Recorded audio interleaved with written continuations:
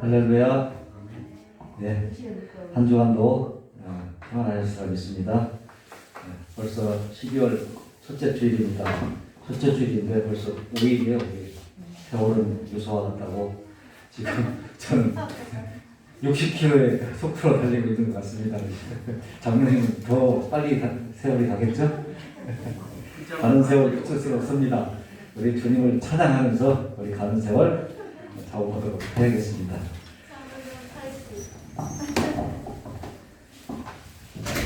잠시 기도하겠습니다. 사랑과 은혜가 풍성하신 아버지 하나님, 벌써 12월 첫째 주입니다. 이제 2021년도 한 달밖에 남지 않았습니다. 이 한 달밖에 남지 않은 기간 우리 주님과 함께하면서 주님의 감복 받는 그런 시간이 됐으면 좋겠습니다. 오늘도 예배에 참석했습니다. 저희들 온몸과 마음과 정성을 다해서 예배드리고자 하오니 흠양해 주시고 한량으로 은혜 내려주시옵소서. 예수님 앞으로 기도드렸습니다. 아멘. 네, 같이 찬양하겠습니다.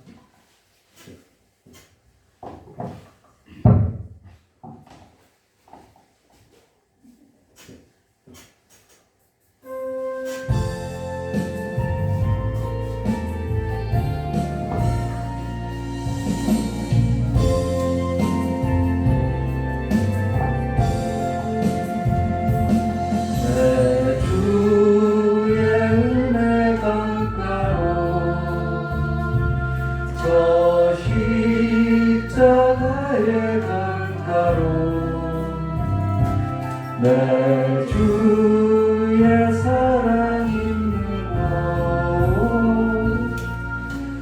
내 주의 강가로, 내 주의 은혜 강가로, 저 십자가의 강가로, 내 주의 사랑 있는 곳, 내 주의 강가로, 사랑 나의 영혼을 생수로 가득 채우소서. 피곤한 내 영혼 위에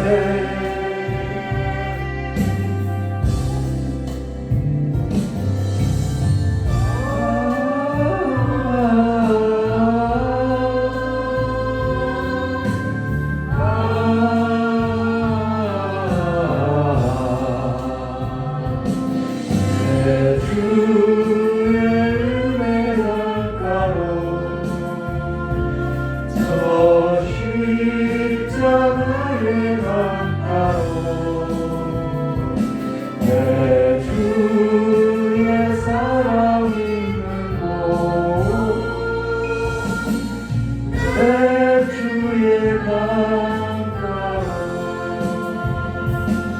내 주의 은혜 강가로,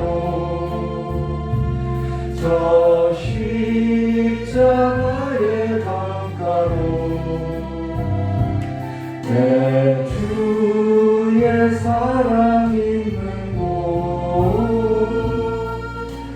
내 주의 강가로, 내 주의 은혜 강가로, 저 십자가의 강가로, 내 주의 사랑 있는 곳, 내 주의 강가로, 사랑 나의 영혼을 생수로 가득 채우소서. 피곤한 내 영혼 위에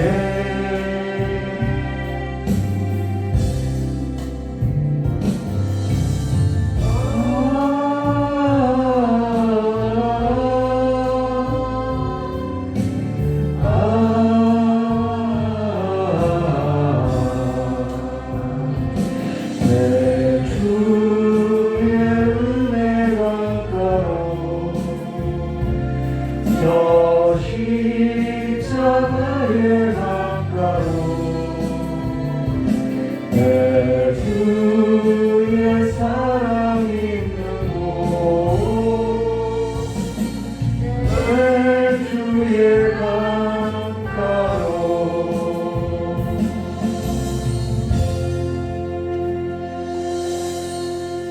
아멘. 하나님의 은혜를 충만히 받는 그런 시간이 됐으면 좋겠습니다.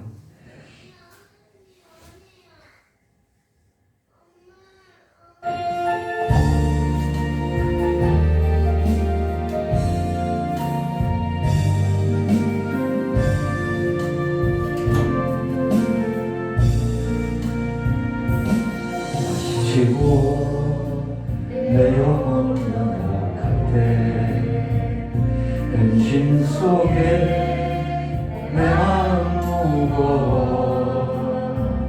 주 오셔서 함께 하실 때까지 나 잠잠히 주님을 기다려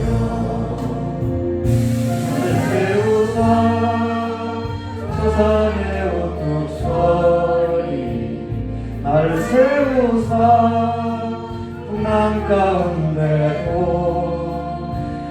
함께 하신 나가게 하네 날 세우사 모든 것 할 수 있네 얼마 없는 그런 삶은 없으리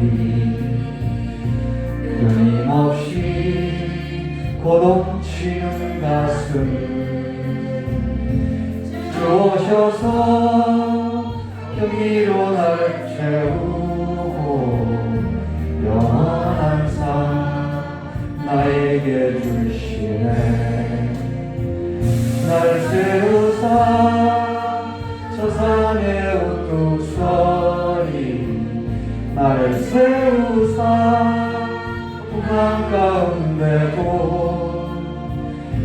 함께 하신 나가게 하네 날 세우사 모든 것 할 수 있네 이절을 찹니다 나는 그런 삶은 없으리 끊임없이 고동치는 가슴 주 오셔서 경의로 날 채우고 영원한 삶 나에게 주시네 날 세우사 저 산의 우뚝 소리 날 세우사 풍랑 가운데도 함께 하신 나가게 하네 날 세우사 모든 것 할 수 있네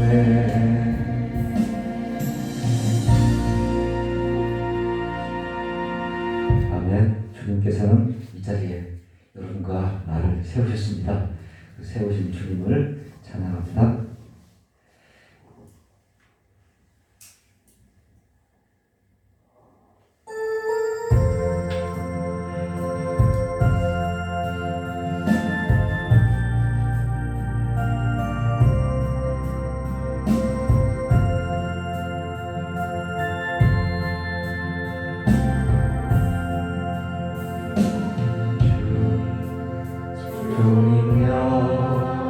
이 손을 꼭 잡고 가소서 약하고 피곤한 이 몸을 고품은 흑암소 해치사 빛으로 손잡고 날 인도하소서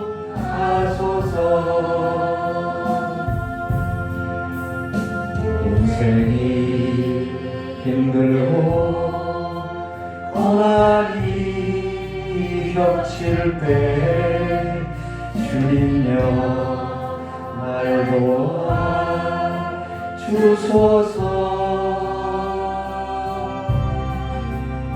외치는 이 소리 귀 기울이시사 손잡고 날 인도하소서.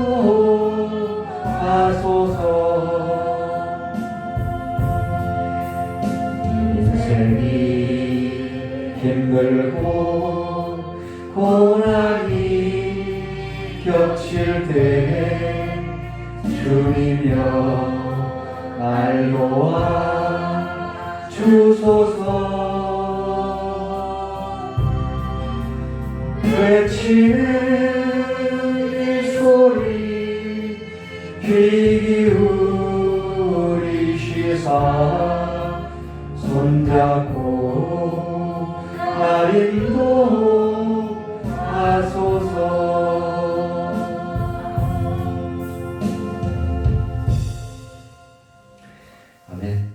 이 험하고 풍긴 이 세상에 우리 주님 손만을 꼭 잡고 나가는 그 성도들이 되길 바라겠습니다.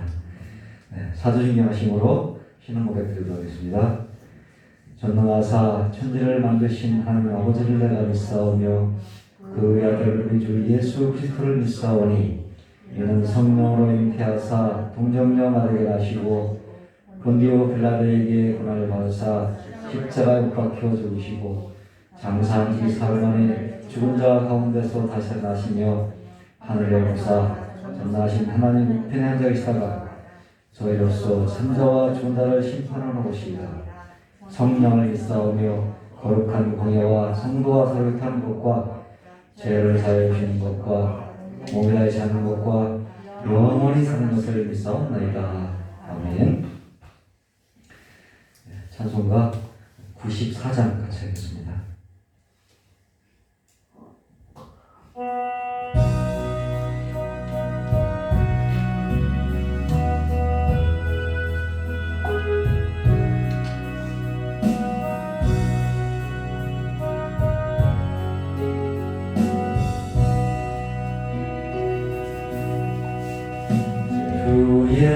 예수보다 더 귀한 것은 없네. 이 세상 무기와 바꿀 수 없네. 영죽은 내 대신 돌아가신 그 놀라운 사랑 잊지 못해. 세상 즐거움 다 버리고 세상 자랑 다 버렸네.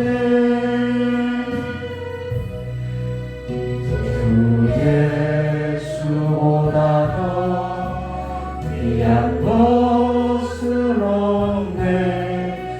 예수 밖에는 없네.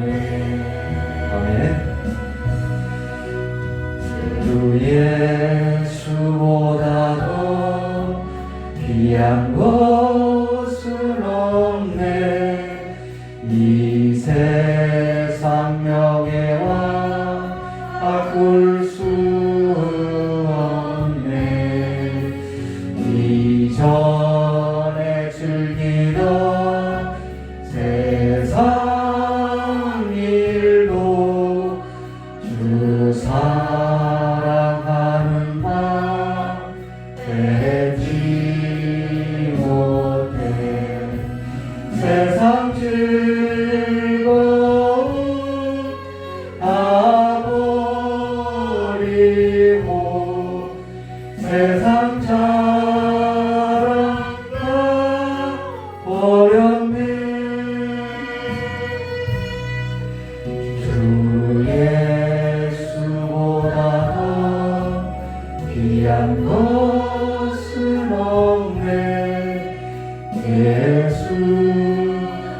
예수밖에는 없네.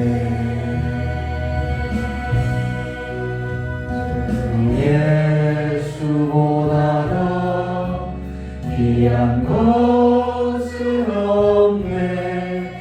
이 세상 행복과 바꿀 수 없네.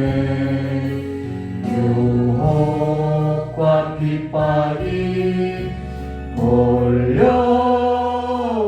몰려와도 주 섬기는 내 맘 변치 않아. 세상 즐거움 다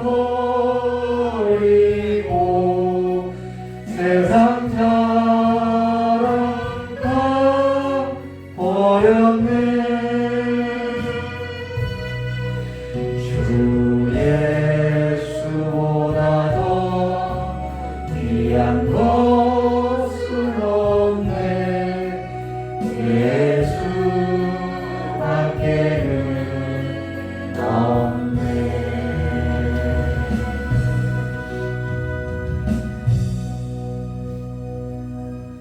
네, 우리 찬양에서 고백했듯이 우리 예수님보다 더 귀한 것은 없습니다. 주님만을 꼭 붙들고 살아가는 성도들이 되기를 간절히 축원합니다. 네, 다 같이 우리 숙여 기도드리겠습니다.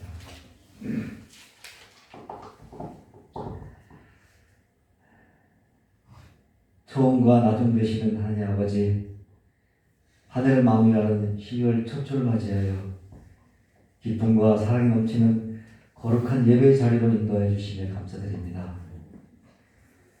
올 한 해 동안 코로나19로 어렵고 힘든 상황 속에서도 저희들의 마음속에 살아 역사해 주시고 건강한 믿음 생활을 지킬 수 있도록 이끌어 주신 주님의 사랑과 은혜에 무한한 감사를 드립니다. 남은 한 달 동안 유종의 미를 거두어 하나님 아버지께 영광을 돌리기를 원합니다. 하늘 영광 부리고 이 땅의 가장 낮은 모습으로 오실 예수님을 기다리며 준비하는 대감들입니다. 메마르고 황량한 우리의 심령 위에 단비로 오셔서 생수의 강이 흐르게 하시고 뜨거운 사랑의 불길로 오시옵소서. 갈등과 분열로 가득한 이 나라와 이 민족을 살리는 화평의 왕으로 분단되어 평화가 이어받는 이 땅에 평화의 왕으로 오셔서 이 민족이 하나가 되어 한 형제 자매임을 알게 하여 주시옵소서. 거룩하신 하나님 아버지, 지난 1년을 돌아보면 주님께서 우리 교회에 부어주신 은혜가 참으로 많았음을 고백합니다. 저희 신문교회 성도들이 어렵고 힘든 가운데 기쁨으로 사랑으로 서로 섬기며 믿음의 길을 걷게 하셨으니 우리 모든 성도들이 겸허한 마음으로 하나가 되게 하옵소서. 지금 이 자리에 나와 간절한 마음으로 머리 숙인 귀한 성도들에게 친히 안수하시어 그들이 가지고 있는 모든 문제들과 기도의 제목들을 해결받는 귀한 역사가 일어나게 은혜 내려 주시옵소서. 원치 않는 질병과 병원 중에 있는 지체들을 깨끗이 치유케 하여 주시고 경제적으로 있는 지체는 물질의 복을 주시고 가족들의 갈등과 자녀 문제로 아파하는 지체는 크신 위로를 주사 주님의 손을 꼭 잡고 잘 이겨내게 하여 주시옵소서. 자라는 자녀들과 청년들을 돌보시사 그들의 앞길이 열리고 순조롭게 키워나갈 수 있는 지혜와 능력을 주사 하나님의 자녀로서 크게 쓰임받을 수 있도록 역사하여 주시옵소서. 지난 한 해 동안도 교회와 성도들을 돌보며 말씀과 기도에 힘쓰신 두 분 목사님을 기억하사 이루 말할 수 없는 수고를 주님만이 아시오니 그 마음을 위로하여 주시고 그의 가정에도 주님이 주시는 평강이 넘치게 역사하여 주시옵소서. 또한 이 환난과 불확실성의 시대에 주님의 복음만을 들고 나간 레바논과 몽골의 선교사와 사역지 위에 크신 축복을 주사 그들의 선교 사역이 순조롭게 이루어지도록 하여 주시옵소서.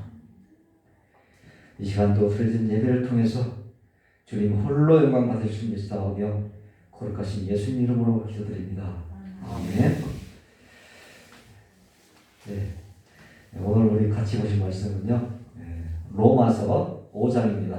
로마서 5장 5절에서 12절까지 말씀입니다.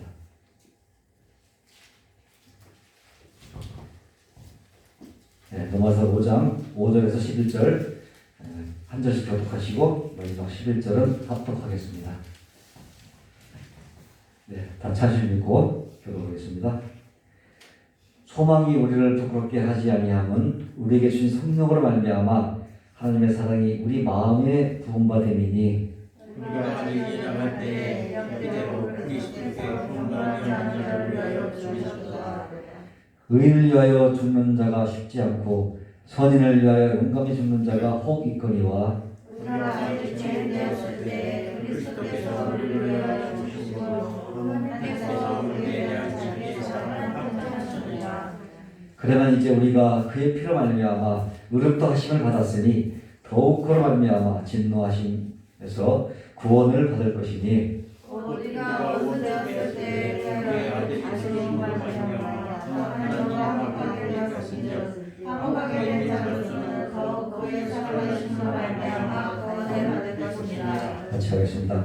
그뿐 아니라 이제 우리로 화목케 하신 우리 주 예수 그리스도로 말미암아 하나님 안에서 또한 즐거워하느니라. 아멘. 네, 목사님 나오셔서 말씀 할 때 은혜 시간 되시기 바랍니다.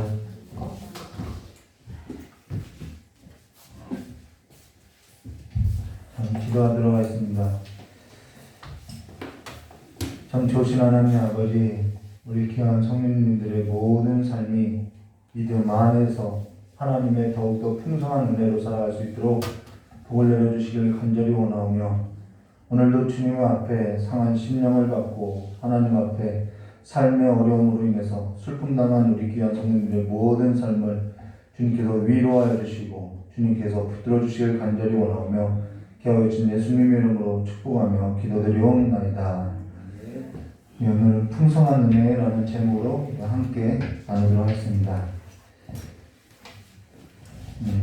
오늘 웨스트민스터 신앙국에서 제11장 3항만 보도록 하겠습니다. 풍성한 은혜로서 함께 나눌 것인데요.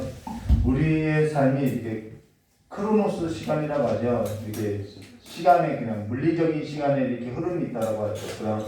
카이로스 시간이 있다고 하죠. 카이로스 시간은 하나님이 내 삶에 어떠한 사건, 내 삶에 이게 시간이 툭 치고 지나갔다라는 거예요. 하나님이 내 삶 속에 이렇게 개입했다라는 것을 말하는 것이죠. 그래서 그것이 내 삶에 뭐가 됐다라는 건 하나의 사건이 됐다라는 것입니다. 그래서 우리가 인생을 이야기할 때 내 인생이 한 살 때부터 제 나이가 46인데 그 46살 때까지의 인생을 하나하나 꼼꼼하게 얘기할 수 없죠. 근데 사건이 있더라는 것이죠. 그것이 바로 하나님의 개입하신 사건임을 말해줬다는 것입니다. 우리의 신앙에도 근데 그러한 삶이 있어야 한다는 것이죠. 우리가 계속해서 칭의와 관련하여 나눌 것인데요. 우리가 지난 시간에 칭의와 관련해서 의의 정가다라고 이야기했고, 의의 정가에 있어서 수단이 뭐냐면은 믿음이다라고 이야기했다는 것입니다. 근데 우리는 자꾸 믿음이 그 하나님의 풍성한 믿음의 안에 들어가서 살아가고 있지를 못하더라는 거예요. 그러면 오늘 우리가 함께 나눌 것은 의의 정가에 있어서 전적인 하나님의 풍성한 은혜의 역사, 하나님의 풍성함이라는 것입니다. 칭이라는 것은 굉장히 풍성한 거라는 거예요. 그래서 그 풍성한 은혜의 역사에 있어서 우리가 함께 나눌 것인데요. 전적인 하나님의 그 풍성한 은혜는 부족한 은혜가 아니라는 거예요. 그런데 우리는 부족하게 느끼고 살아가고 있다는 것이죠. 그건요, 우리가 하나님의 구원을 생각할 때 일반 구원을 생각하고요, 특별 구원을 생각하는데 우리가 이렇게 생각하면 좋을 것 같아요. 일반 은혜는 뭐냐면은 아팠다가 병이 나왔어요. 뭐 사업이 망했다가 잘 됐어요. 아니면은 뭐 자녀가 공부를 잘하게 됐어요. 이런 것들이 일반 구원이라고 하는 거예요. 근데 우리는 이 일반 구원을 가지고 계속해서 풍성한 삶을 살라고 하니까 풍성해지지 않는 거죠. 이것으로서는 채워질 수가 없는 거예요. 그래서 우리에게 특별한 구원이, 특별 은혜가 있는데, 특별 구원이죠. 특별 구원이 있는데, 이것은 하나님께서 우리의 삶 가운데 구원을 베푼 사건이라는 것이죠. 근데 우리가 이 삶에 있어서는 너무나도 부족하고 너무나도 빈약하기 때문에 이 일반 은혜조차도 빈약하게 살아가고 있다는 것입니다. 그러면 지금 우리가 웨스트민스터 신앙에 있어서 나누고 있는데요. 지금 어디쯤 와 있냐? 조지신학으로 따지면은 구원론에 와 있다는 것입니다. 구원론에 와 있다는 거예요. 그러면은 저와 여러분에게 있어서 구원을 얻었다고 하는데 우리가 다 그러죠. 내가 구원 받았다라고 이야기하죠. 구원 얻었다는 것에 있어 구원 얻은 증거에 있어서 뭐라고 설명할 수 있겠냐는 거예요. 여러분이 한번 나는 내가 구원받은 것에 관해서 설명할 수 있습니다라고 자신 있게 말할 수 있는 분이 있다면은 간증 좀 했으면 좋겠어요. 여러분이 구원 얻은 일에 있어서 내가 구원 얻었다 그 증거에 있어서 뭐라고 설명할 수 있냐라는 것이죠. 여러분이 구원을 얻은 것에 있어서 어떤 과정들이 있었는지 앞서서 언급했듯이 크로노스의 시간, 이 물리적인 시간 가운데 하나님께서 나에게 이런 삶을 계획해줬다라는 그러한 사건들, 그 구원의 순서들, 그 구원의 여정들에 있어서 한번 살펴보라는 것이죠. 그러면요, 여기에 두 부류가 갈라지는데요. 하나는 태어나니까 믿음의 가정에서 태어나서 어릴 적부터 교회를 다니게 됐다라고 하는 부류가 있고요. 다른 하나는 내가 그냥 쭉 살다가 친구가 가자고 해서 아니면 전도를 받고 아니면 병들었는데 아니면 사업이 어렵게 됐는데 이게 뭐냐면 일반 구원이라는 거예요. 여러 사건으로 내가 교회를 다니게 되었다고 그래서 계속해서 다니게 되었다고. 근데 이 모든 것은 사실 자기 간증인 것이죠. 저와 여러분이 구원을 얻게 된 것은 태어났으니까 믿음의 가정에서 나와서 교회를 다녔다 또는 친구가 가자고 해서 교회를 다니게 됐다라는 것이 아니라는 거예요. 그러니까 아직 구원에 있어서 구원이 뭔지 제대로 모르고 믿고 있다는 것이죠. 내가 구원 얻었는지 확신하지 못하고 있다는 것입니다. 하나님의 그 풍성한 은혜를 지금 누리고 있지 못하고 있다는 거예요. 그래서 언제 그 하나님의 풍성한 은혜를 언제 누리느냐? 천국 가서 누릴 거야. 물론 처음엔 그럴 수 있어요. 처음엔 다 그렇게 시작할 수 있어요. 근데 신앙이 자라나지 않고 하나님의 그 풍성한 은혜가 뭔지 모르고 있다는 것이죠. 저도 오랫동안 기도했어요. 하나님 구원받았다고 하는데 내가 구원받은 줄은 알겠어요. 근데 하나님의 그 풍성한 은혜가 뭔지 모르겠어요. 그 문제 갖고 씨름한 적도 있다는 것이죠. 여러분도 그러한 삶에 있어서 하나님 앞에 씨름이 있어야 한다는 것이죠. 고민이 있어야 한다는 것입니다. 그러나 구원이라는 것이 내가 구원 얻은 일에 있어서 간증 정도로만 이해하는 것은요, 너무 이 구원이 작다라는 거예요. 내가 어릴 때부터 내가 나으니까 이 정도로 그냥 내가 구원 얻은 일에 있어서 간증 정도로 이해하고 있는데요. 그건 너무나도 구원이 빈약하다라는 것입니다. 구원이란 내 계획이 아니라는 거예요. 내가 시작한 계획이 아니라는 것입니다. 구원이라는 것은 사실 하나님의 작정에서부터 시작된 하나님의 역사였다라는 거예요. 내가 나기도 전에, 내가 알기도 전에 하나님께서 이 태초가 생겨나기 전에 하나님의 계획 가운데 작정된 일이었음을 말해줬다는 겁니다. 우리의 구원은 거기서부터 시작되어 있다는 것이죠. 그래서 내 구원을 말할 때는 하나님 작정부터 우리는 생각해야 한다는 것입니다. 그리고 하나님께서 하나님의 작정 가운데 나를 예정하셔서 그 예정하신 가운데서 나를 어떻게 하냐면 부르셨다는 것이죠. 이 부르심이 우리는 믿음으로 고백하고 있다는 것이죠. 그냥 내가 태어나니까 내가 친구 따라서 교회 다니는데 이거는 그냥 외적인 부름이지 효력 있는 부름이 아니라는 거예요. 이때 어떠한 일이, 이 외적인 부름이 있을 때 어떠한 일이 일어나면 우리는 거듭나게 된다는 것입니다. 내가 다시 살아난다는 거예요. 그로 인해서 내가 다시 살아나게 되면은 어떠한 일이 벌어지냐면 내가 죄인이라는 사실을 깨닫게 되고 하나님께로 돌이켜 생명이 이루는 회개가 일어나게 되고 내가 내 죄를 사해 주신 생명이신 예수 그리스도를 믿는 믿음을 얻게 된다는 것입니다. 그 믿음을 얻을 때 하나님께서 뭐라는 거예요? 믿음으로써 우리를 의롭다 칭하여 준다는 거예요. 그래서 하나님이 나를 많은 사람들 중에서 나만을 의롭다고 칭해줬다라는 믿음이 생겨난다는 것이죠. 그래서 그 믿음으로 의롭다라는 거예요. 이 믿음이 이 하나님의 그 작정하심이 내 삶 가운데 어떠한 사건으로 이루어지지 않고 그냥 쭉 다니면요, 이 하나님의 풍성한 은혜가 뭔지 누리지 못하고 살아간다는 것이죠. 그로 인해서 예수 그리스도를 믿는 그 믿음으로 말미암아 하나님께서 생명 얻는 회개한 죄인이었을 때, 내가 원수 되었을 때, 내가 하나님과의 관계가 없는 자로 살았을 때 의롭다고 칭하여 주신 그 하나님의 풍성한 은혜가 내 삶 가운데 밀려 들어오라는 것이죠. 이게 성령으로서 하나님의 사랑을 우리에게 부음받았다는 것을 경험되어진다는 것입니다. 그로 인해서 눈물도 쏟게 되고요. 그로 인해서 제 어머니 표현대로 인생이 한번 뒤집어지는 역사가 일어나는 것이죠. 묵어있던 땅이 갈아엎어지는 경험을 하게 된다는 것입니다. 근데 구원에 있어서 뭐라고 하냐면은 내 아버지 때부터 믿게 되었는데 내가 그때부터 지금까지 이렇게 믿고 있다고 하거나 내가 어떤 일로 인해서 믿게 되었더라고 이런 간증 정도로만 이해하고 있다는 것이죠. 그러니까 모든 사람이 구원에 있어서 뭐라고 하냐, 내가 믿었다고 이야기하는 거예요. 그로 인해서 뭐라고 하면 내가 믿었으니까 내가 지금 의롭다라고 여기고 있다는 거예요. 내가 여기는 것이죠. 하나님께서 나를 여겨주셨다는 확증이 없는 것이죠.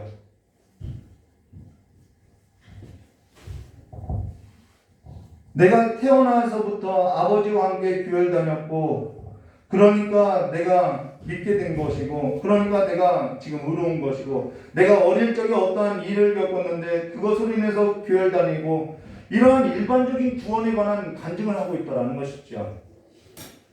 그러다 보니까요, 내가 믿었으니까 내가 믿은 것으로 인해서 그 어떠한 내가 믿은 것, 그 행위로 말미암아 여러분 믿음도 행위가 될 수 있어요. 그 믿었다고 하는 그 행위로 말미암아 내가 하나님께 의롭게 된 것 아니냐.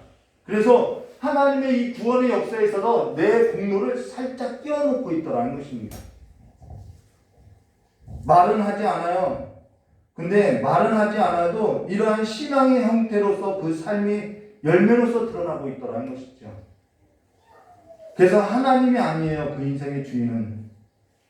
그로 인해서 하나님이 그 인생 가운데 들어와 있지 않고 있더라는 것이죠. 하나님의 그 풍성한 은혜가 뭔지 모르고 그냥 살아가고 있더라는 것입니다. 그래서 이 땅에서 조금 내가 어렵게 됐는데 조금 나아지는 것으로 그것으로서 만족하고 살아가고 있다는 거예요. 내가 의롭게 됐다라는 것은요, 내가 의롭다고 내가 믿고 있는 것이 아니라 하나님께서 의롭지 않은 나를, 의롭지 아니한 나를 의롭다고 칭해준 사건이라는 것입니다. 하나님께서 그 풍성한 하나님의 그 긍휼로 나를 인정해 주신 사건이라는 거예요. 근데 하나님께서 나를 의롭다 칭해 주신 그 근거가 어디에 있냐면은 내가 믿었으니까가 아니라 내가 태어날 때부터 교회를 다녀서가 아니라 내가 누군가로부터 전도되어서 교회를 다녀서가 아니라 하나님께서 나를 의롭다고 칭해 주신 까닭은 하나님의 아들 예수 그리스도를 이 땅에 보내사 자기 백성을 그들의 죄에서 구원하시려고 이 땅에 보내사 십자가에 달려 죄가 없으신 하나님의 아들이 죄인의 몸을 입고 나를 대신하여서 십자가에 죽어서 나의 모든 죄값을 다 단번에 치러주셨기 때문에 내가 의롭게 되었다는 거예요. 그러니까 그 삶에 있어서 오직 누구에게만 눈 떠진 삶으로서 살아가는 예수에게는 보이지 않는 거죠. 그 풍성한 은혜 때문에 예수밖에는 보이지 않는 거예요. 그래서 우리도 그런 거죠. 많은 신들 중에, 많은 사람들 중에 왜 그렇게 예수가 좋냐라고 물을 때 우리는 그 답변이 나올 수밖에 없다라는 것이죠. 그래서 우리 장로님이 찬송가를 요즘 은혜롭게 인도하시는데 세상 즐거움이 아니라는 거예요. 이 믿음 안에서 하나님의 그 풍성한 즐거움이 되었다라는 것이죠. 더는 갚을 것이 없는 완전한 삶으로서 우리를 갚아주셨다는 것입니다. 우리가 무엇으로 갚을 수도 없는 그것에 의해서 완전히 다 갚아주셨다는 거예요. 그로 인해서 의로우신 하나님의 그 공의로운 심판대 앞에서 내가 그 공의로운 심판에 있어서 충족시키지 못하는데 그 아들이 완전하게 충족시켜줬다는 것이죠. 그로 인해서 주께서 죽은 자 가운데서 다시 사흘 만에 살아나신 것은 하나님의 공의에서 완전히 충족하여서 다시 살아나게 됐다는 것입니다. 그가 죄인이었다면요, 다시 살아나는 일도 없고 부활도 없고 영원한 사망 아래에 있을 수밖에 없고 우리 또한 영원한 사망 가운데 그냥 죽을 수밖에 없다라는 거예요.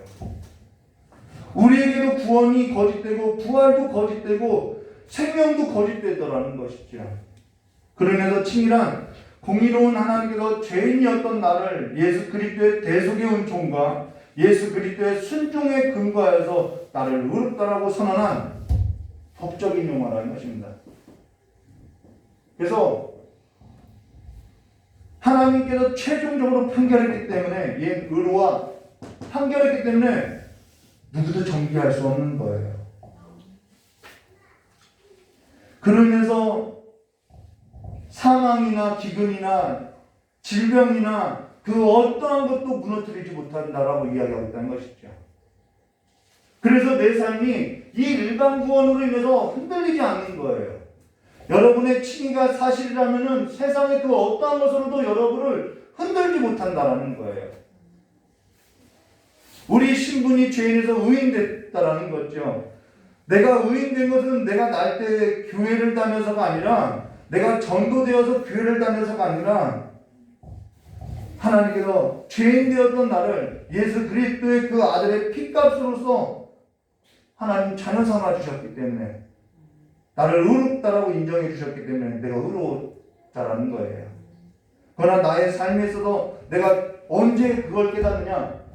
창세전에 깨닫는 거 아니죠. 내가 교회를 다니다 보니까 내가 전도되어서 교회를 다니다가 어느 순간 내가 죄인이었을 때가 있고 내가 하나님과 원수되었을 때가 있고 분명히 있죠. 전의 삶과 이제의 삶이 분명히 우리의 삶 가운데 있죠.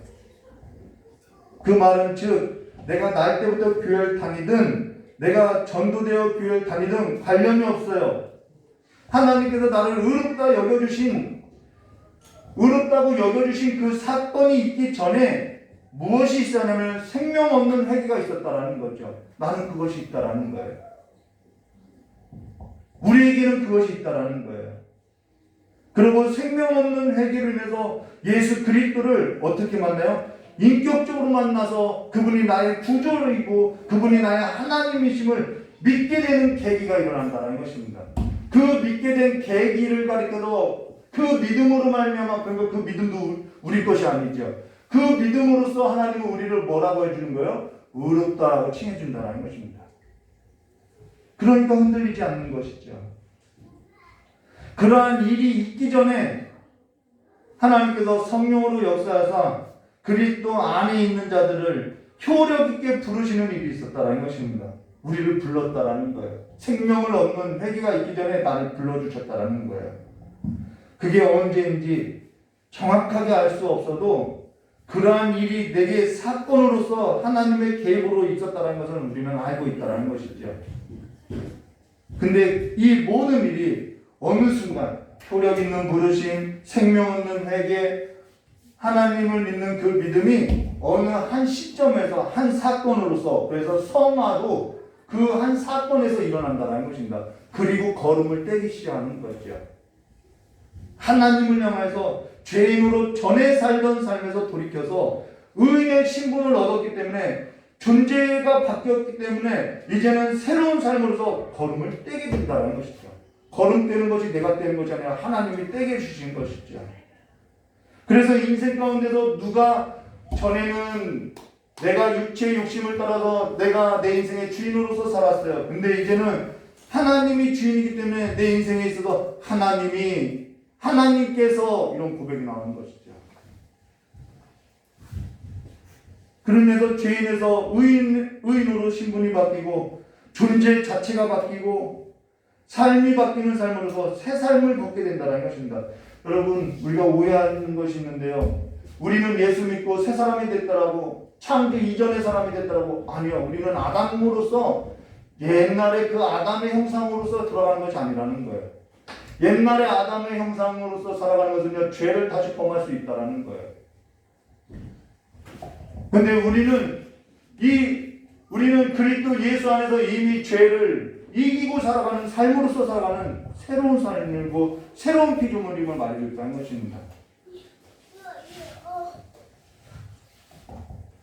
그러면서 우리 구원이라는 것은 하나님의 선물이나 하나님의 선물에 있어서 저 하늘에서 받는 것이 아니라 어디서 받는 거예요? 이 땅 안에서 하나님께서 작정하신 그 계획에 있어서 이 땅 안에서 받고 이 땅 안에서 누리는 삶이 있어야 한다는 것입니다. 저희 이경진 목사님이 자주 언급하는 것이죠. 죽어서 누려봤자 뭐하냐고. 이 땅에서 누려야 한다고. 그러면서 에베소서 2장 1절과 7절 이렇게 말하죠. 그는 허물과 죄로 죽었던 너희를 살려줬다. 이 살리신 사건이 거듭남의 삶이라는 거예요. 이 살리심의 사건이 죽어서 내가 부활한 그 사건으로서 이루어지는 것이 아니라 이 땅에서 경험되어야 한다는 거죠. 이 땅에서 거듭나고 다시 살아나는 내가 새로운 삶이 되었다는 것을 경험되어야 한다는 거예요. 그러고 나서 2절에요. 그때의 삶과 나중의 삶이 있어야 돼요. 그때 너희는 그 가운데 행하여 이 세상 풍조를 따르고 공중권세 잡은 자를 따랐으니 곧 지금 불순종의 아들들 가운데 역사하는 영이라. 전에 내가 하나님과 원수되었을 때, 전에 죄와 허물로 죽었을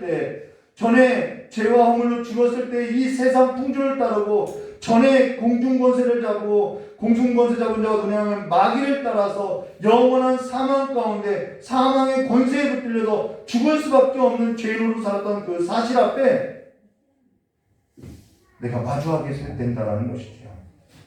하나님의 심판 앞에 내가 서게 된다라는 거예요. 절망밖에 없죠. 그러면서 3절에 전에는 우리도 다 그 가운데서 우리 육체의 욕심을 따라 지내며 육체와 마음이 원하는 것을 하여 다른 이들과 같이 본질상 진노의 자녀였더니 이게 진노의 자녀라는 거예요.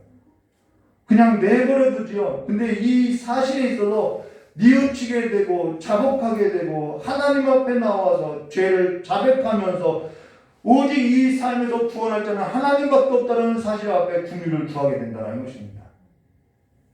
이게 생명의 이론을 회개했죠. 그렇게 긍휼을 구할 때 그러면은 4절에 긍휼이 풍성하신 하나님이 우리를 사랑하신 그 크신 사랑으로 인하여 부어주는 거죠. 허물로 죽은 우리를 그리스도와 함께 살리셨고 우리는 다 살아났다는 것은 알아요. 근데요, 볼까요? 너희는 은혜로 구원은 받은 것이라. 그리고 나서 뭐라죠? 또 함께 일으키사 그리스도 예수와 함께 하늘에 앉히시니 이는 그리스도 예수 안에서 우리에게 자비하심으로써 그 은혜의 지극히 풍성함을 오는 여러 세대에 나타내려 하심이다 라고 풍성함을 줬다라는 거예요. 근데 우리가 이 풍성함을 모르고 계속 일반 구원에 관해서 나아지면 좋아했다, 나아지면 싫었다, 이 삶을 살아가고 있는 거예요. 칭의에 있어서 하나님이 의롭다 여겨주신 것에 관해서 얼마나 그것이 풍성한지 지극히 풍성하신 은혜를 오는 여러 세대에게 나타내는 삶으로서 나를 증인으로서 세우는 그 삶에 있어서 내가 모르니까 살아가고 있다는 것이죠. 전에 하던 일에 있어서 저와 여러분이 부끄럽게 여기고 생명 없는 회개가 없다면은 태어날 때이든 태어나서이든 저와 여러분의 구원은 너무나도 빈약한 구원이라는 거예요. 우리의 구원을 지금 내가 날 때부터 쭉 어떻게 했고 내가 그래서 무슨 방언을 받고 여러분 방언을 받고 귀신을 내어 쫓아도요 이 구원의 풍성함은 그것과는 비교할 수 없는 일들이라는 거예요. 우리가 이 구원의 여정을 보는 것은 내가 구원에 있어서 어디쯤에 와 있나 살피기 위함이라는 것입니다. 칭의는 하나님께서 나를 창세전에 작정하시고 나를 창세전에 예정하사 나를 그리스도 예수 안에서 예수 그리스도의 그 대속의 은총으로 말미암아 허물과 죄로 죽었던 나를 죄와 사망으로부터 구원하시고 나의 모든 죄를 사하시고 나를 그리스도로 말미암아 의롭다 칭하여 주신 사건이 내 삶 가운데 들어왔다라는 거예요. 거기에 눈 뜨면요 정말 이 세상이 온데간데 없어지는 것이죠. 나를 의롭다 칭했다는 것은 내 행위에 근거한 것이 아니라는 것입니다. 하나님이 지극히 풍성한 은혜로 말미암아 그 하나님의 자비하심과 긍휼로 말미암아 내가 은혜를 입게 됐다는 것이죠. 하나님의 공의로운 심판 앞에서 그리스도의 대속의 은총으로 말미암아 죄인이었던 나를 살리시고 나를 의롭다 하시고 나를 죄가 없다고 무죄 판결해 주신 사건이라는 거예요. 그러면서 누구도 그 일에 있어서 어떠한 일에 있어서도 마귀든 더러운 귀신들이든 세상의 사람들이든 어떠한 누구도 나를 정죄할 수 없다라고 이야기하고 있다는 것이죠. 세상은 다 비난했어요 사도 바울을. 근데도 정죄할 수 없다라고 이야기하는 거예요. 그로 인해서 로마서 8장 1절과 2절에 이렇게 말하죠. 여러분 로마 교회에게 이 사도 바울이 편지를 썼을 때 그들은요 믿지 않는 자들이 아니었어요. 믿는 자들인데도 이 편지를 쓰고 있다는 것을 우리가 기억해야 한다는 것이죠. 로마서 8장 1절과 2절 그러므로 이제 그리스도 예수 안에 있는 자들에게는 결코 정죄함이 없나니 이는 그리스도 예수 안에 있는 생명의 성령의 법이 죄와 사망의 법에서 너희를 해방하였습니다 선언하고 있다는 것이죠. 그러면서 칭의로 인해 전에 살던 삶에서 부끄럽게 생각하고 그리스도 예수 안에서 그리스도와 함께 살아가는 삶의 기쁨이 우리 가운데 충만하게 되어 있다는 것입니다. 그 기쁨이 세상을 이기더라는 거예요. 그러면서 칭의로 말미암아 어디까지 이어지는 삶으로 펼쳐지느냐 우리의 칭의가 실제이고 사실이면은 성화에 이르는 삶으로서 살아가게 되어 있다는 거예요. 내가 의로워져야지 그게 아니라 그냥 이르는 삶으로서 가게 된다는 것입니다. 근데 그 칭의가 반드시 예수 그리스도를 믿는 믿음으로 말미암아 얻게 되는 것으로 하나님의 작정에 있고 이 땅에서 성령으로서 역사하는 믿음의 사건으로서 우리에게 역사되는 사건이었다는 것이죠. 무슨 말이냐? 구원이라는 것은 우리가 구원에 있어서 생각할 것이 뭐냐면은 이 구원은 하나님하고 사람하고 세운 언약이 아니라는 거예요. 우리는 계속 내가 하나님하고 언약 맺었지 이렇게 생각하는데요. 그것은 행위 언약이고요. 행위 언약으로서는 하나님 앞에 아무도 설 수 없어요.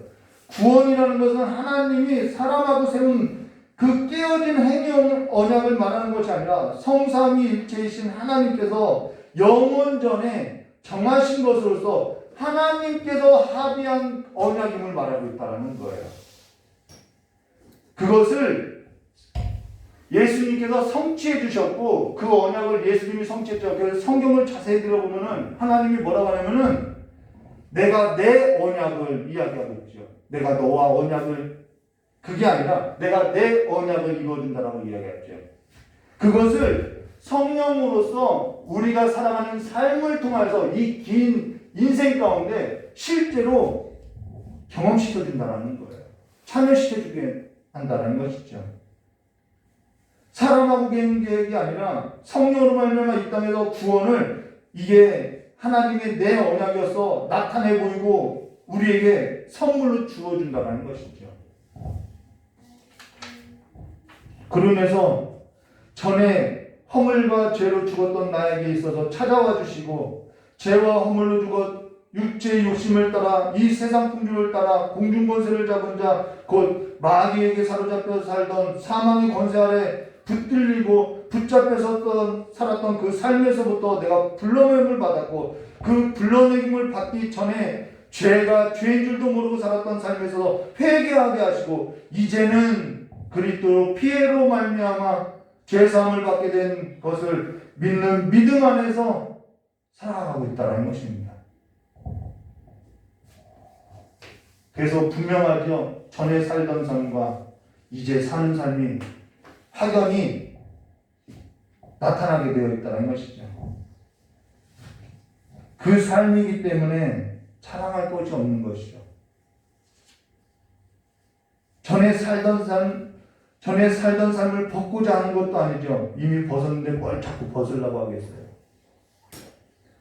그리고 예수 그리스도를 믿는 믿음으로 말미암아 의롭다고 칭해주신 그 삶 안에서 하나님 안에서 누리는 삶을 하나님과의 이 수직적인 평강을 누리고 살아간다는 것입니다.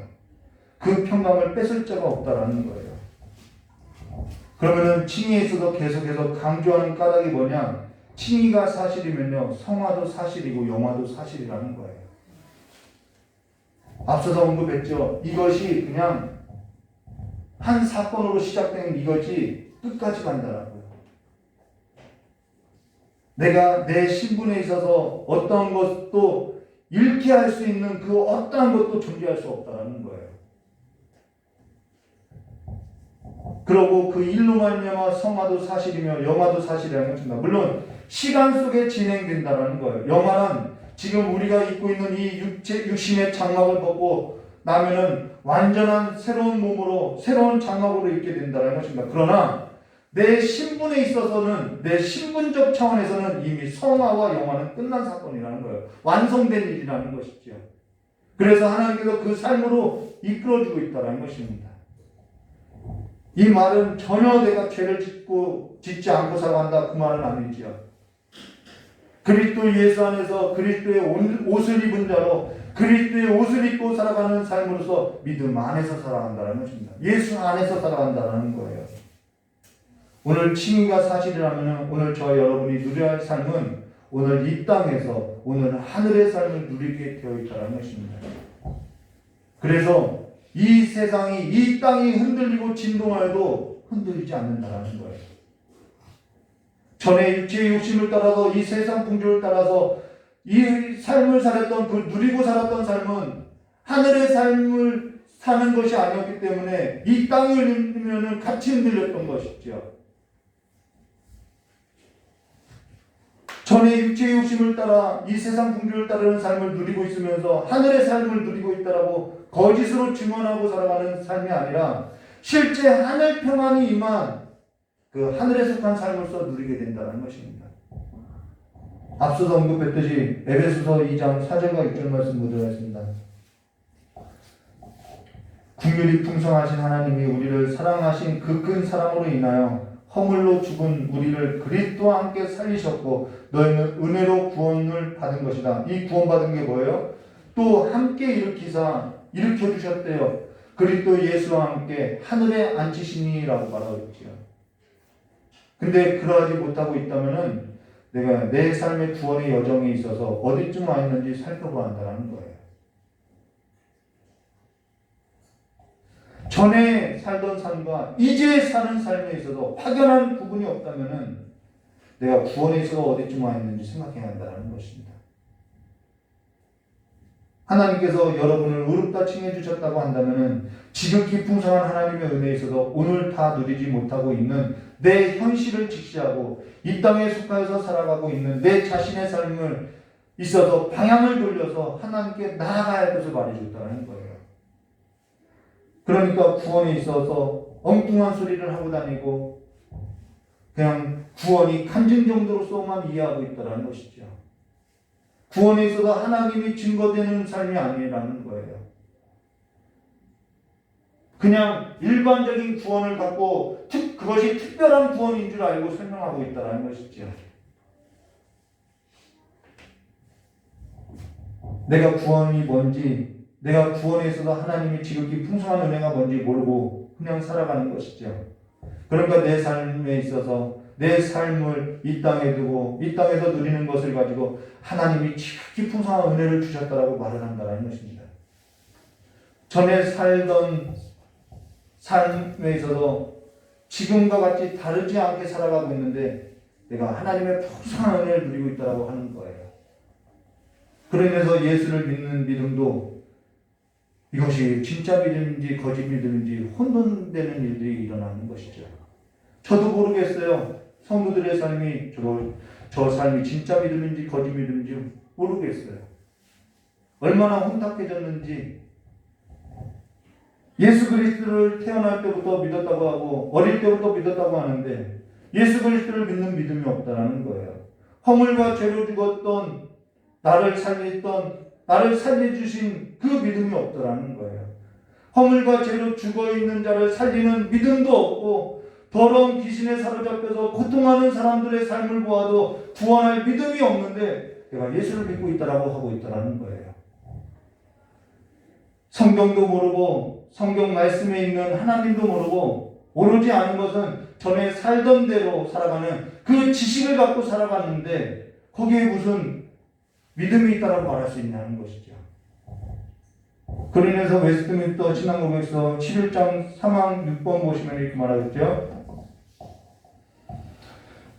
여러분 이 설교를 주일학교 때부터 가르치는 거예요. 이게 장년들을 놓고 가르치는 것이 아니라 주일학교 학생들을 놓고 가르치는 성경 공부 교재였다라는 거예요.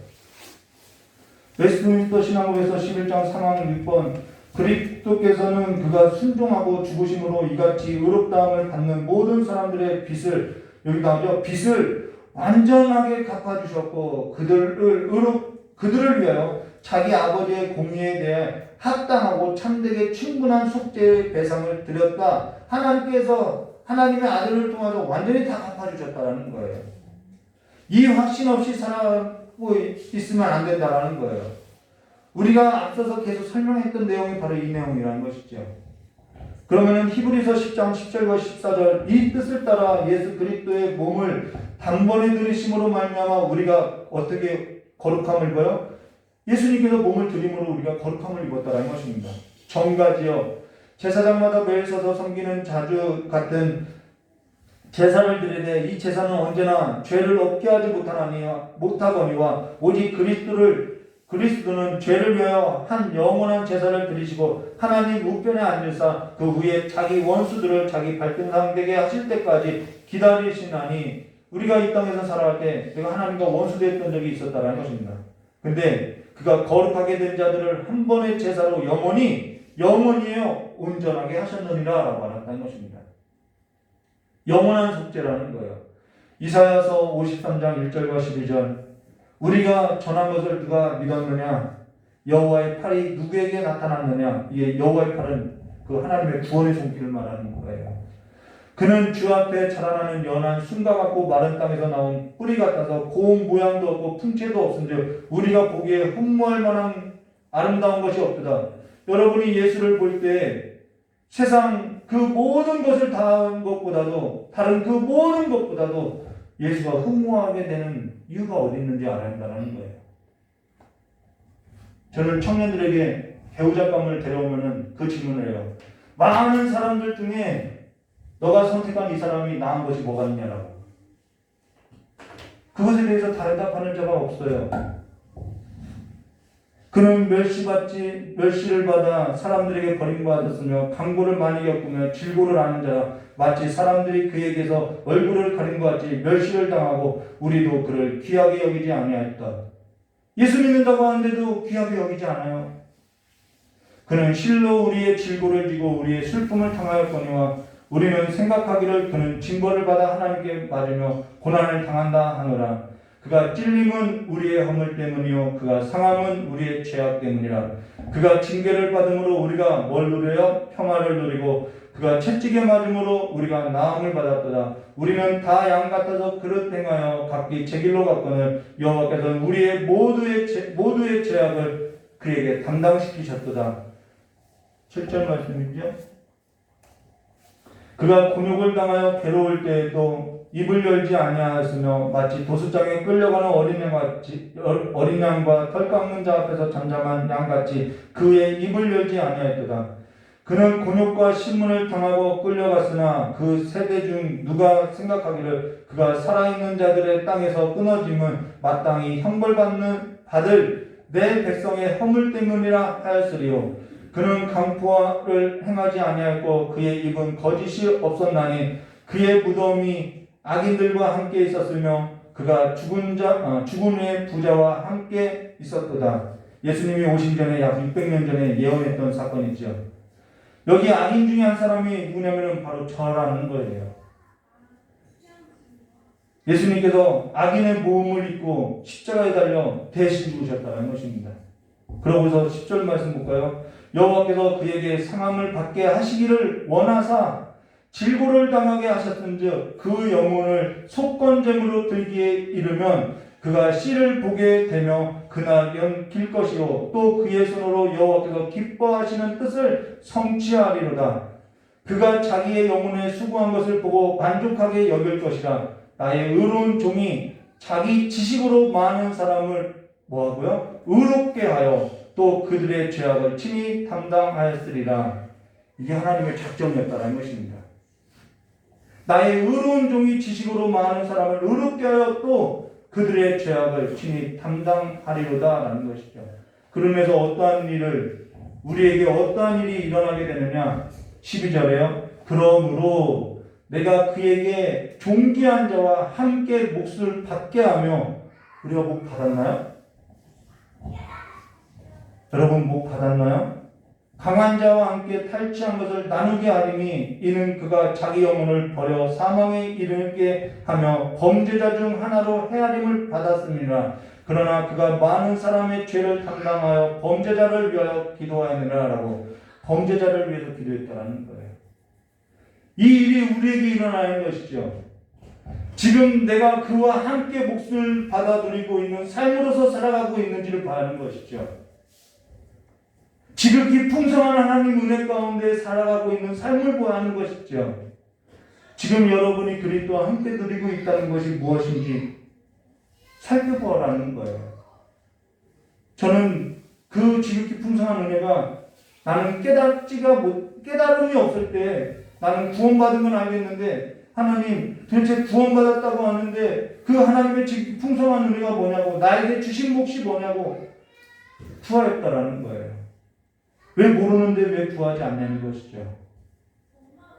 내가 하나님의 은혜를 알아야 전할 수 있는데 하나님의 지극히 풍성한 은혜를 알지도 못하는데 어떻게 오는 여러 세대에 관해서 증거할 수 있냐라고. 내가 받은 것을 알지 못하는데 전하는 것은 전함을 받지 않은 거짓 증인이 되는 것이죠.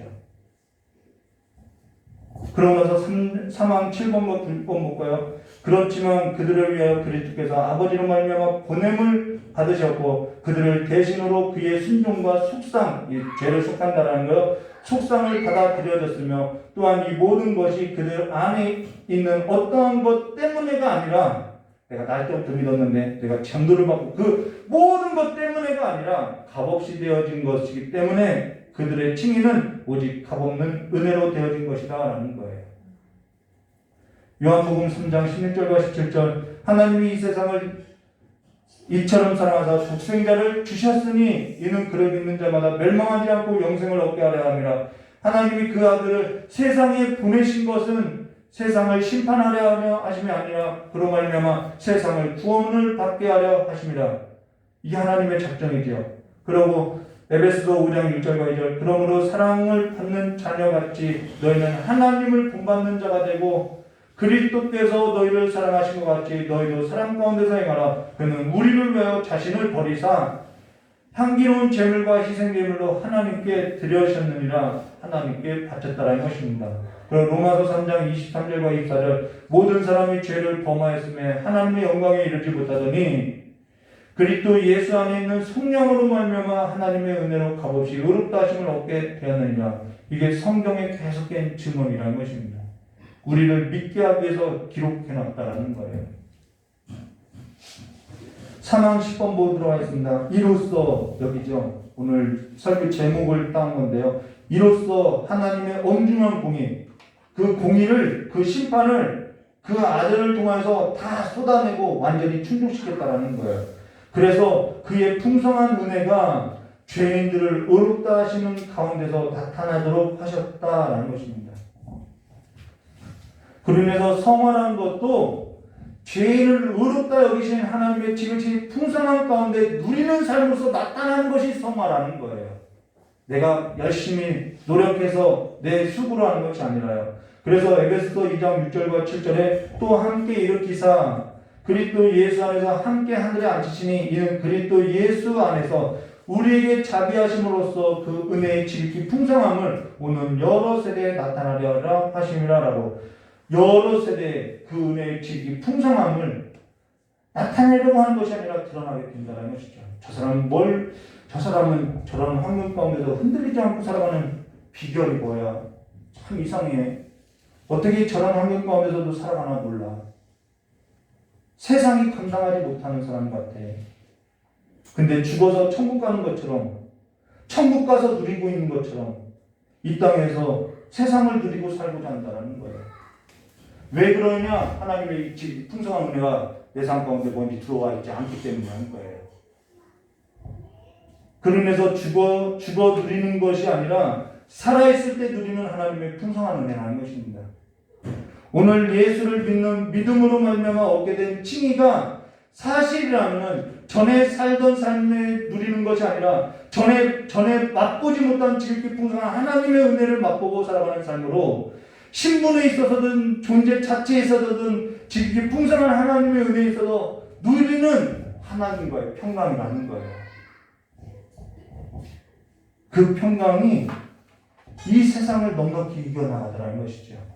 그래서 요한복음 14장 25절과 28절 성령을 보내시는 그 성령의 역사가 뭐냐? 내가 아직 너희와 함께 있어서 이 말을 너희에게 하였거니와 보혜사 곧 아버지께서 내 이름으로 보내실 성령 그가 너희에게 모든 것을 가르치고 내가 너희에게 말한 모든 것을 생각나게 하리라. 평안을 너희에게 끼치노니 곧 나의 평안을 너희에게 주느라. 내가 너희에게 주는 것은 세상이 주는 것 같지 아니하리라. 너희는 마음에 근심하지 말고 두려워하지 말라. 어떻게 사람이 근심하지 않고 두려워하지 않아요? 하나님의 평안이 임해야 근심하지 않고 두려워하지 않게 되는 것이죠. 내가 갔다가 너에게 온다는 말을 너희가 들었나니 나를 사랑하였더라면 내가 아버지께 감을 기뻐하였으라. 아버지는 나보다 크심이라 라고 말한다는 것입니다. 근데 오늘 이 평안을 누리는 자가 힘이 적다라는 것입니다. 몇 대를 믿는 것 상관없어요. 며칠을 믿는 것 상관없어요. 오늘 하나님의 평안을 구하시기를 주님의 이름으로 축원합니다. 오늘 여러분이 구원이 어디쯤인지 깊이 살펴보시고 주와 함께 나아가는 삶으로 주와 함께 일으켜 주시기를 주님의 이름으로 축원합니다. 예수 그리스도 그 아들의 믿음은 세상의 크기를 믿는 평안이 아닌데 아버지의 크심을 믿고 살아가는 평안인데 예수 그리스도가 살아가는 그 삶의 기쁨은 세상의 그 즐거움으로서 즐기는 것이 아닌데 아버지 안에서 살아가는 그 즐거움의 기쁨인데 오늘 우리는 다른 거짓된 즐거움과 거짓된 평안을 갖고 살아가고 있다는 거예요. 그러고도 평안하다 하고 있다는 거예요. 예수 안에서 살아가는 삶이 되시기를 주님의 이름으로 축원합니다. 같이 기도하도록 하겠습니다.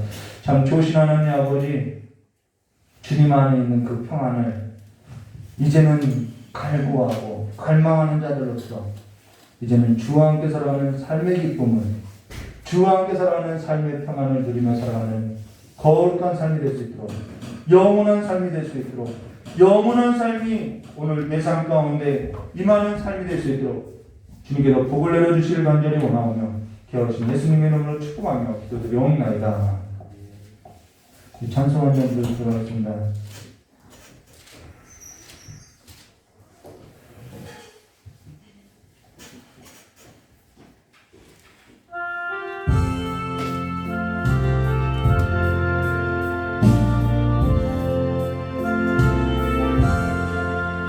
멀리 멀리 갔더니 처량하고 고나며 슬프고 외로워 정적시 다니니 예수 내주여 지금 내게 오셔서 떠나가지 마시고 이리 함께 하소서.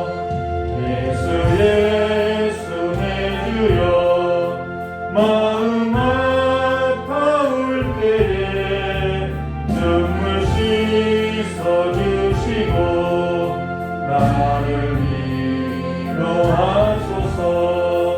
예수 예수 내 주여 지금 내게 오셔서 떠나가지 마시고 길이 함께 하소서. 많이 나가실 때에 쓸쓸한 곳만 나도 홀로 있게 하시고 주여 보호하소서. 예수 예수 내 주여 지금 내게 오셔서 떠나가지 마시고 길이 함께 하소서. 우리 함께 하겠습니다. 많이 나가실 때에 쓸쓸한 곳만 나도 홀로 있게 마시고 주여 보호하소서. 예수 예수 내 주여 지금 내게 오셔서 떠나가지 마시고 길이 함께 하소서.